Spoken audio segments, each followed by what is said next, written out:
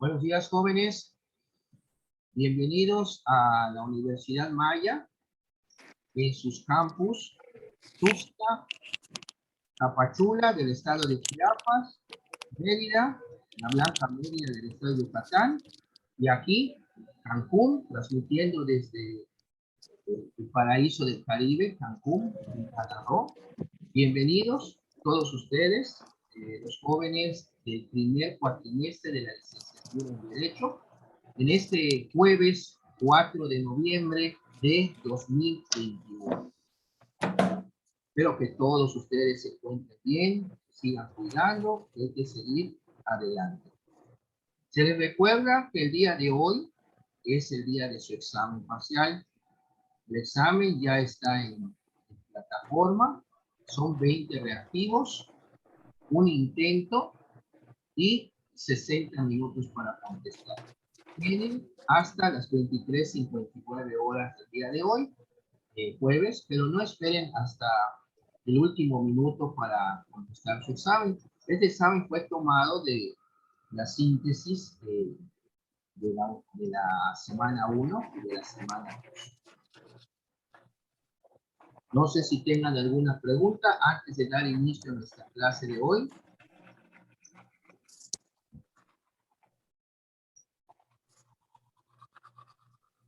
Bueno, si no hay preguntas, entonces procedemos. Nada más les voy a recordar lo siguiente.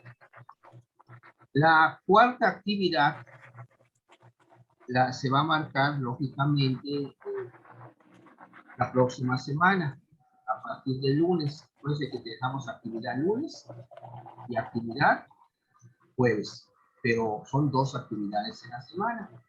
Ya no van a ser a 20 puntos la semana, o sea, eran 10 puntos y 10 puntos. Ahora van a ser 15 puntos y 10 puntos en la segunda actividad, la del jueves, para que sumen en la semana 25 puntos. Nada más nos van a quedar 2 semanas, la cuarta y la quinta, son 50 puntos si sumamos los puntos de los cuestionarios de las 2 semanas.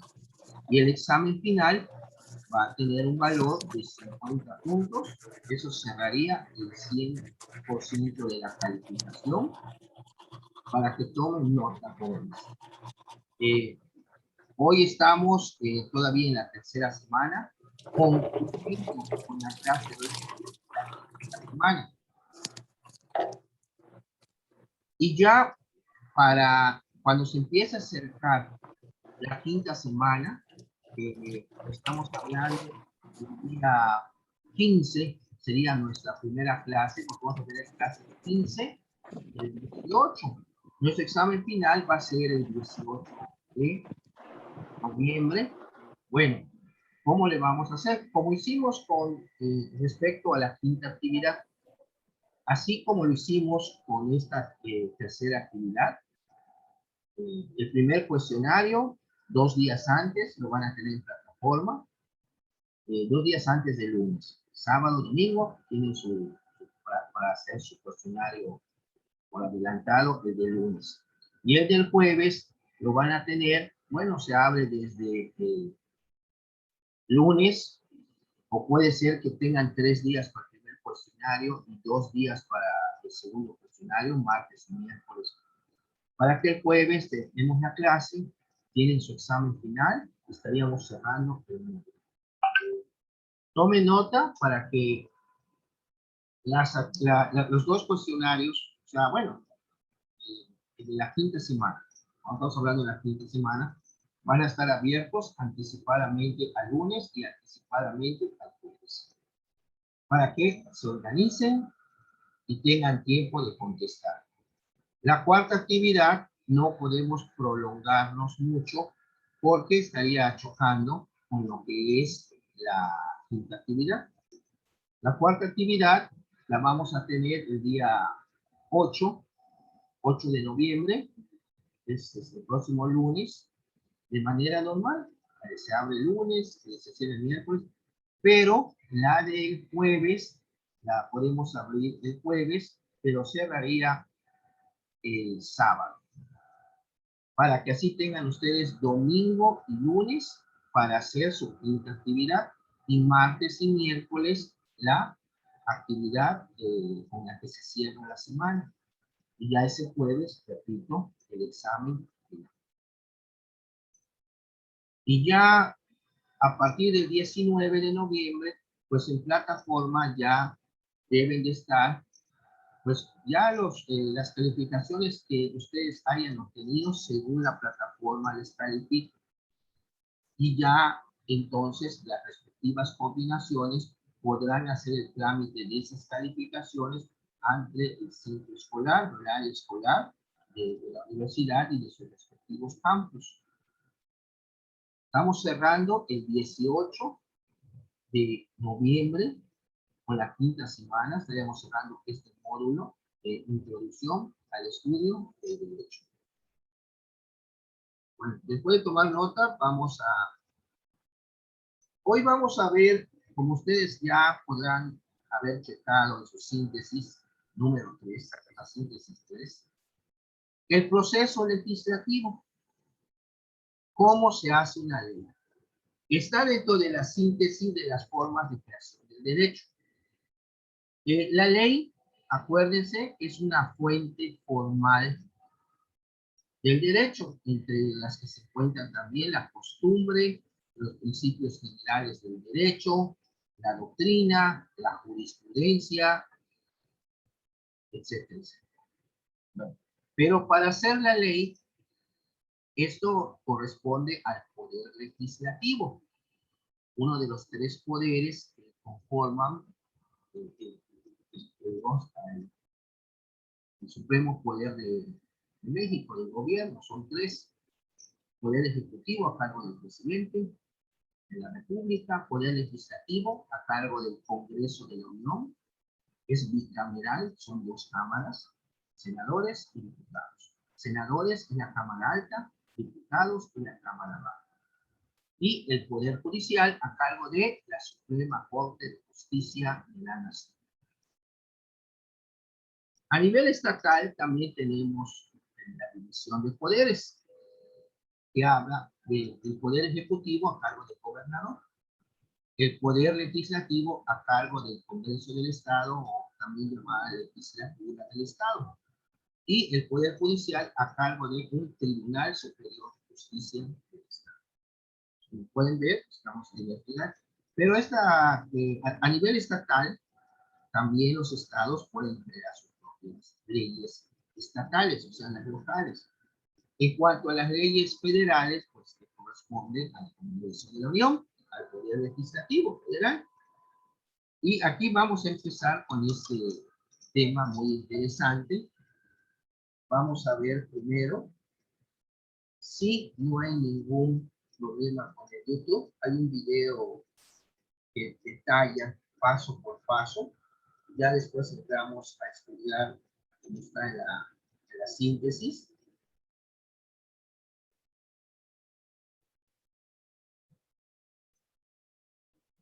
Me avisan, por favor, cuando ya se pueda visualizar. Incluso este video, jóvenes, está en la plataforma de esta semana. Pero sí me gustaría que fuera parte de la clase para concluir lo que es el proceso legislativo.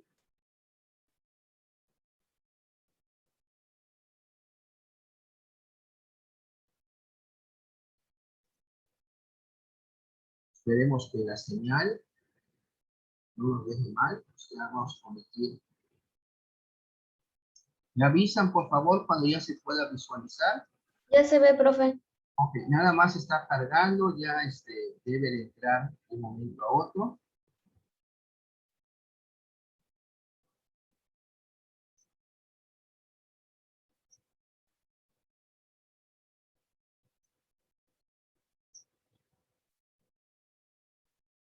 Y ahí se hablan sobre temas de actualidad, temas que surgen al momento, que se pueden hacer más rápido por Instagram que por videos de YouTube.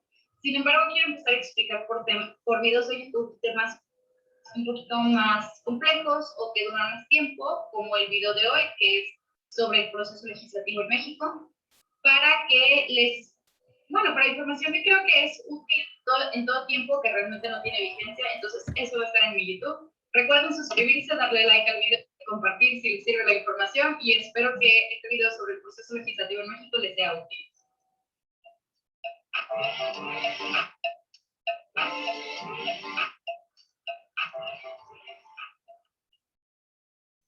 Bueno, este video es sobre cómo se hacen las leyes en México. En esencia, este proceso legislativo está regulado en el artículo 71 y 72 de la Constitución Política de los Estados Unidos Mexicanos. Entonces, el artículo 71 dice quiénes pueden promover una iniciativa de ley y el artículo 72 detalla todo el proceso.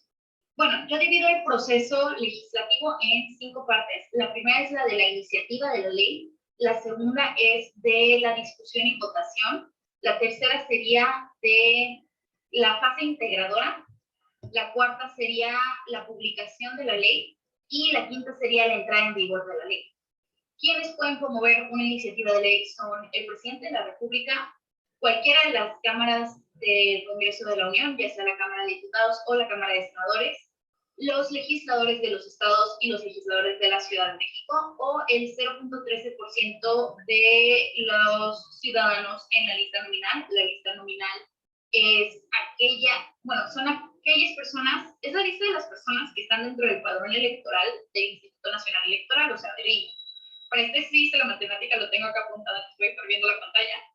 Pero según los datos del INE, al 12 de abril del 2019, este día fue el corte, si bien este video más tarde tal vez no aplican estos números exactos, pero hay una cantidad de 88.045.862 ciudadanos registrados en la lista nominal del INE.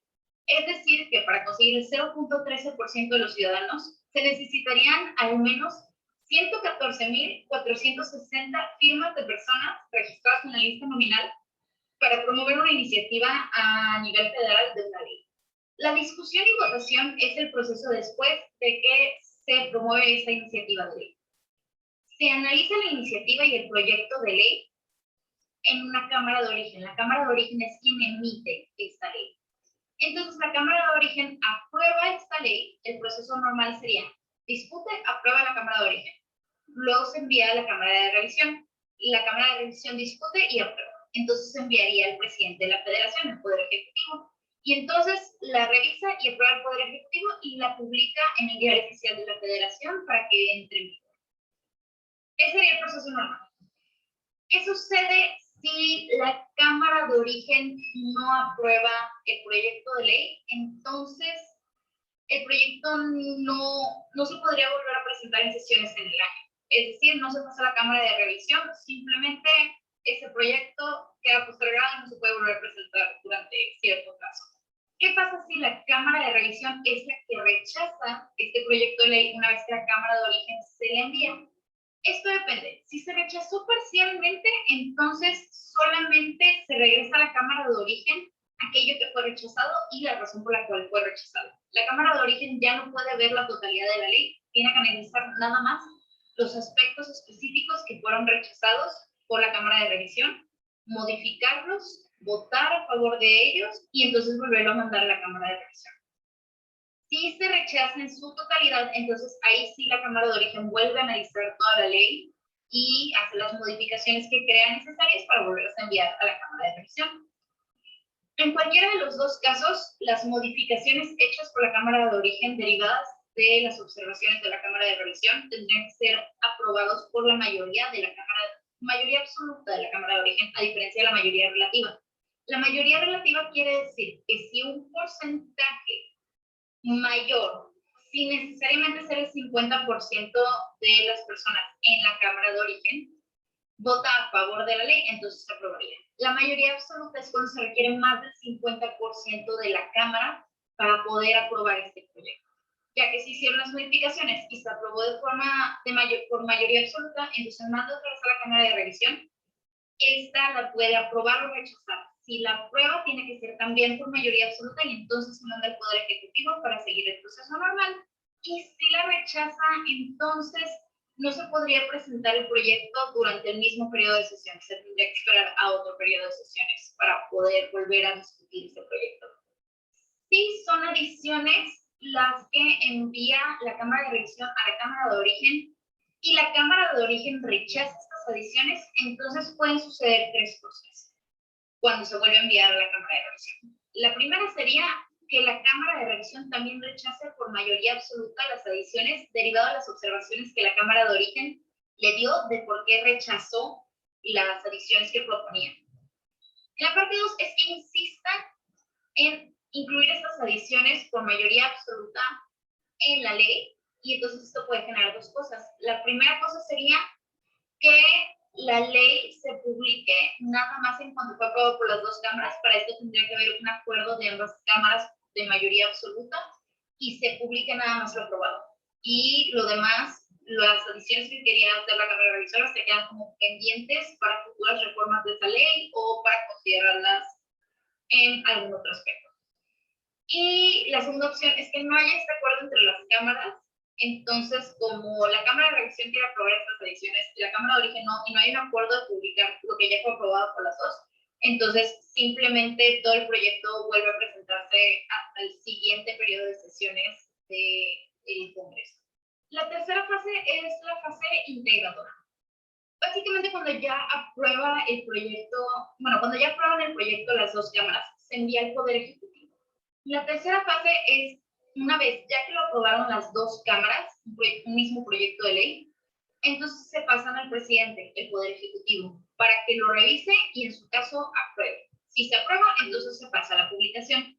Pero si lo rechaza, tiene que enviarlo otra vez a la Cámara de Origen con las observaciones o modificaciones que considera relevantes o pertinentes. Esto se conoce como el derecho del veto presidencial, que es la capacidad de poder rechazar una ley que ya fue aprobada por el Poder Legislativo para que se vuelva a revisar y o modificar. En la Cámara de Origen tendría que aprobarse la modificación por 2/3 partes de la Cámara y entonces enviarla otra vez a la Cámara de Revisión y la Cámara de Revisión tendría que también aprobarlo en 2/3 partes y en este caso se vuelve a enviar al presidente, pero ya no para un tema de aprobación o rechazo, sino nada más para la publicación. La cuarta fase es la de la publicación. Esta se hace en el Diario Oficial de la Federación. El Diario Oficial de la Federación se publica de lunes a viernes, salvo en los días asuetos, y ahorita, gracias a la bendita tecnología, se puede revisar desde una página de internet, gov.gov.mx. Se los voy a poner aquí en la descripción como quiera para que la accedan si quieren ver el Diario Oficial de la Federación el día de hoy. Y básicamente es como se da a conocer ya el resultado final de la ley, cómo va a quedar y cómo va a entrar en vigor. Y eso nos lleva a la quinta etapa, que es la última etapa, que es la entrada en vigor de una ley. Cuando ya se publica en el DOF, generalmente la ley entra en vigor al día siguiente de la publicación en el Diario Oficial de la Federación. Sin embargo, es súper importante revisar siempre los artículos transitorios de la ley, que son los que están hasta abajo de la ley, porque hay veces en los que la ley no entra en vigor al día siguiente de su publicación, sino que entra en vigor en una fecha cierta que los legisladores establecieron. Entonces, eso es importante para considerar. Espero que este video les haya sido útil, que hayan aprendido algo. Si están en clases revisándolo por interés propio, yo considero que es súper importante mantenernos informados y aprender mínimo sobre las bases de cómo funciona nuestro país, sobre todo para ser ciudadanos comprometidos y participantes, ¿no? Pues en lo que sucede en la vida pública. A final de cuentas, las leyes son un tema político, pero también son lo que nos rigen. Entonces es súper importante entender cómo se crean estas leyes y pues también entender que nosotros como ciudadanos tenemos el derecho de promover iniciativas de ley juntando una cantidad de ciudadanos interesantes y que se tendría que seguir todo este proceso para poder publicar o generar una ley a nivel federal. No se olviden de suscribirse en mi canal o de seguirme en mis redes sociales, darle like, compartirlo si creen que a alguien le puede ser súper útil esta información. Recuerden que estos videos los hago completamente gratis para ustedes y que me pueden apoyar aportando en mi Ko-fi. Está el link en mi Instagram, pero también lo voy a dejar aquí en mi descripción por si me quieren ayudar para poder profesionalizar más estos videos que a final de cuentas los hago para que les beneficien a ustedes, para que estén informados y para que más personas estén enteradas de lo que sucede en México y de cómo pueden funcionar estos temas o las instituciones o nuestro gobierno o en general nuestro país. Bueno, en serio espero que hayan disfrutado este video, que les sea útil, que encuentren el tema algo interesante mínimo sobre cómo se hacen las leyes en nuestro país y finalmente que tengan un bonito lunes y un buen inicio de semana.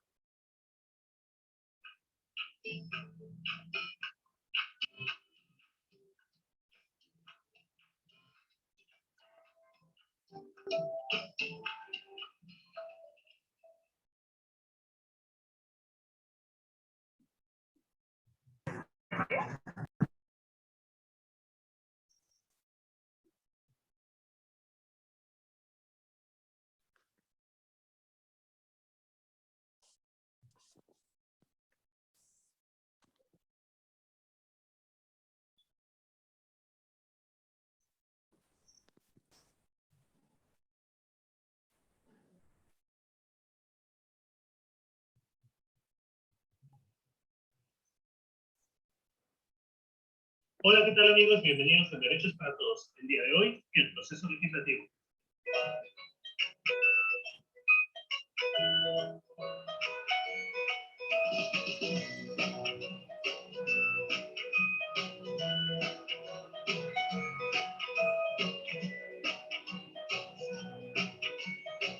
¿Sabes cómo se hace una ley? ¿Quiénes participan en ella?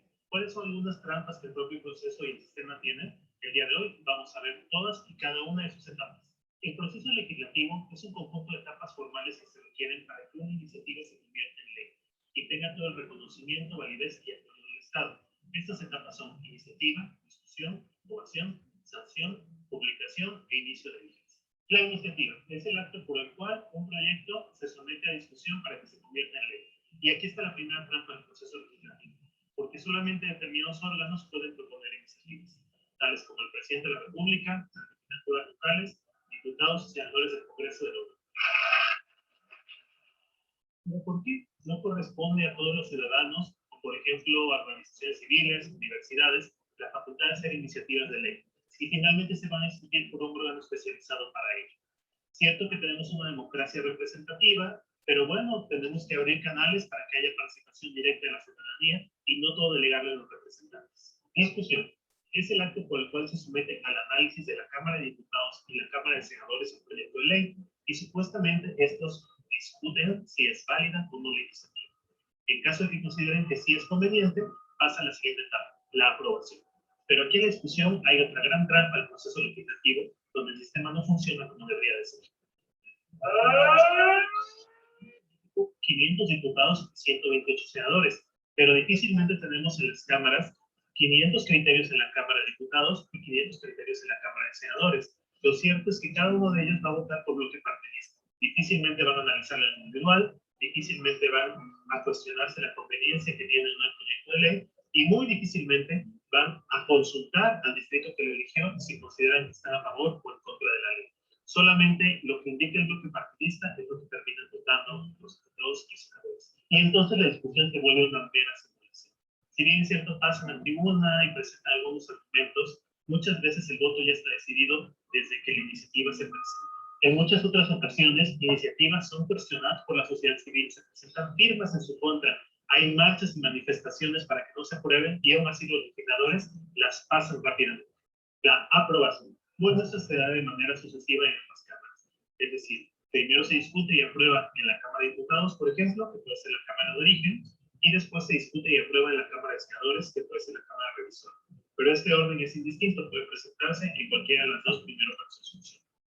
La aprobación se da por la mayoría simple, es decir, 50% más uno de los legisladores presentes al momento de la votación de la ley, cuando es cualquier tipo de norma jurídica, y solamente en el caso de la Constitución, la aprobación sea por mayoría calificada, es decir, 2/3 partes de los presentes al momento de tomar la votación. Ojo, que solo son los presentes al momento de tomar la votación, y no la totalidad de los 500 diputados o 128 senadores. Peligro que nuestros diputados y senadores faltan muy seguido su trabajo. Algunas veces hasta están dormidos en la Cámara y las iniciativas se aprueban como una parte poco representativa de los que deberían ser. La etapa siguiente es la sanción. Consiste en que la iniciativa, una vez aprobada, pasa al Ejecutivo, quien manifiesta también si está de acuerdo con la ley. Y si lo está, la manda a publicación. Pero si no lo está, la puede vetar y entonces se vuelve a discutir.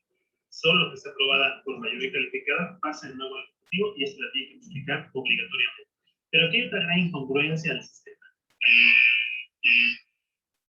Entonces el Ejecutivo tiene que decir si está de acuerdo con la ley. Pero ¿cómo por qué? El Ejecutivo es un órgano que se encarga de administrar y satisfacer nuestras necesidades como ciudadanos, de ejecutar las decisiones del país, y tampoco hace muy bien su trabajo como para meterse en otras funciones legislativas que no le corresponden. Tenemos un poder especializado en ello, y si otro órgano debía revisar sus decisiones, pues debía ser un órgano especializado, como por ejemplo la Suprema Corte de Justicia, que revisara si las nuevas leyes son acorde a las leyes anteriores o no, son acorde a los derechos humanos o no, son acorde a los tratados internacionales o no lo son, pero no el cumplido. La siguiente etapa es la publicación.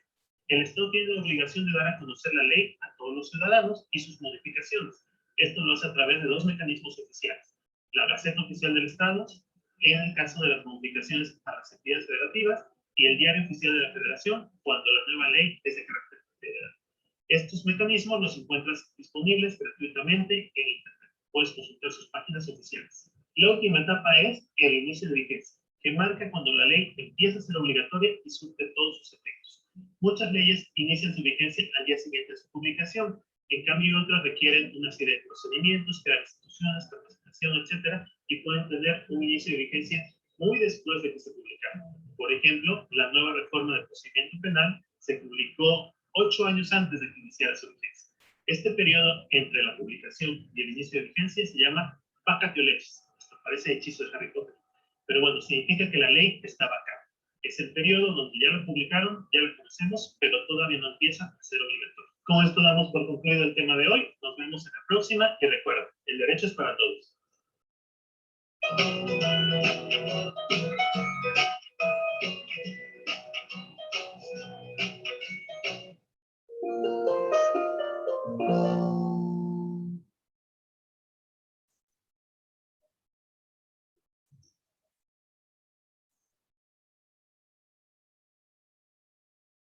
Bueno, jóvenes, como habrán visto en estos dos videos, les habla de las etapas que conforman el proceso legislativo. O sea, para crear una norma, una ley, no es nada más sale del Congreso y se acabó. Hay sus etapas y vamos a ir analizando en primer lugar esta palabra del proceso legislativo. El poder legislativo de los Estados Unidos mexicanos se deposita en un Congreso General que se divide en dos cámaras, una de diputados y otra de senadores. ¿Cuántos diputados hay en total en las cámaras? En la de diputados, 500. Y en la de senadores, 128. El Congreso de la Unión es concebido como el órgano de la pluralidad democrática por excelencia, pues en él convergen las principales corrientes políticas e ideológicas de nuestro país, o sea, los distintos partidos políticos. Ambas cámaras tienen como propósito fundamental el análisis, discusión y aprobación de las normas que constituyen nuestro sistema jurídico.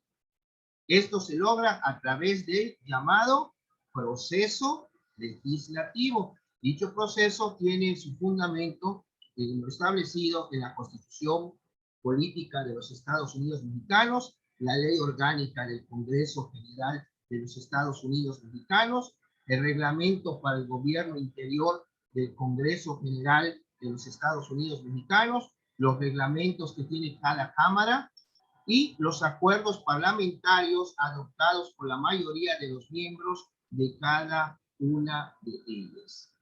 Entonces, aquí ya estamos viendo qué es el proceso legislativo. ¿A quién compete? Al Poder Legislativo.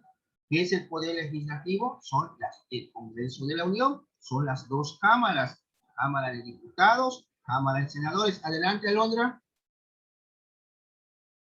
Buenos días, disculpe, profe, ¿puede repetir el número de diputados y de senadores? Claro que sí, con todo gusto. La Cámara de Diputados está integrada por, en total, 500 diputados.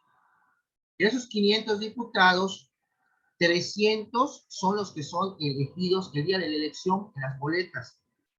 Y los 200 restantes son los plurinominales, que según las listas que presenta cada partido, por ejemplo, del 1 al 30, pone el número 1, fulanito de tal, pone el PAN.